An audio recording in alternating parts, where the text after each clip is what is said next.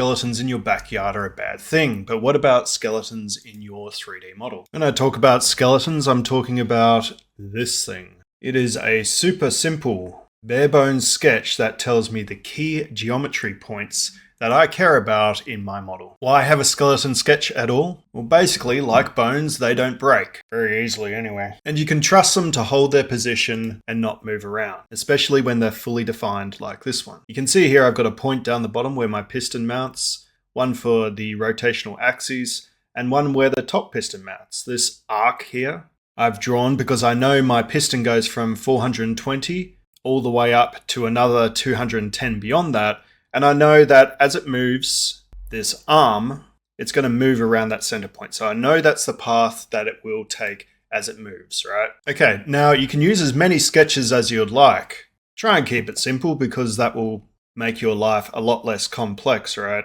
I'm actually going to add one in here because I would like a point, or a line I should say, where these two jaw halves are going to meet. And in case you didn't know, this is actually a 4-in-1 bucket that opens. And what I want is to be able to really get these two halves of the bucket to line up perfectly with that line. Get these teeth to be a point so you can basically pluck hairs with it. Okay, so now I've got that sketch there. I can edit my part, draw a bit of a sketch in there to fill in the rest of the area, and extrude it out. Nice and easy, that will line up perfectly with that line now, because I've constrained it to that skeleton sketch. Now it's all very well and good, I hear you say, but what about the parts of the assembly that move? This one. See, if you have a skeleton sketch and you define part of a moving assembly to that skeleton sketch, then when your assembly moves, that relationship is going to change and cause all kinds of problems. How do we fix that? Well, here's the secret. The skeleton sketch is actually its own part.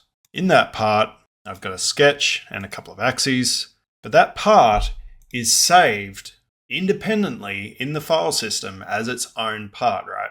What that means is I can then put that part in any assembly or sub-assembly that I come up with. And every time I change it in one place, it will also change in the other place. So I've got it in the major main assembly, but I've also got it, say, in this sub-assembly. If I open that up, it also exists in here. Right there, as you can see. It's in the same spot, and if I was to go back to my main assembly, change it, it would change here. Alright, cool. So, because all the parts in this sub-assembly do not move relative to the sub-assembly, I can now define them relative to this part, and the sketch in the part, the major skeleton sketch, and we'll get no shifts in position. Alright, I hope that makes sense, but it's a very important concept to get. So let me edit this part now, and I'm just going to try and illustrate this for you by drawing another sketch in here. That'll do for now. Let's make a through all extrusion there, and I can even just fillet this a little bit so it fits in better. Okay, so now that I've done that, I can come back into my main assembly, and that reference is there, and if I move it and I refresh it, it's still fine. Right, because that line that I just did, that feature that I just did, is relative to the part which also exists in that sub-assembly. Anyway, if you don't believe me that this is how it works, I'm going to change this. I'm not going to change it by a lot, but I'll change it.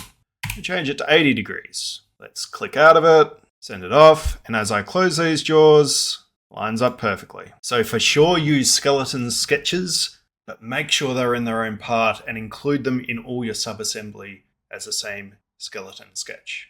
Then you will have this crazy power over your assemblies where you can literally change one line and watch multiple assemblies propagate, change, and be able to improve your designs on the fly as you need to.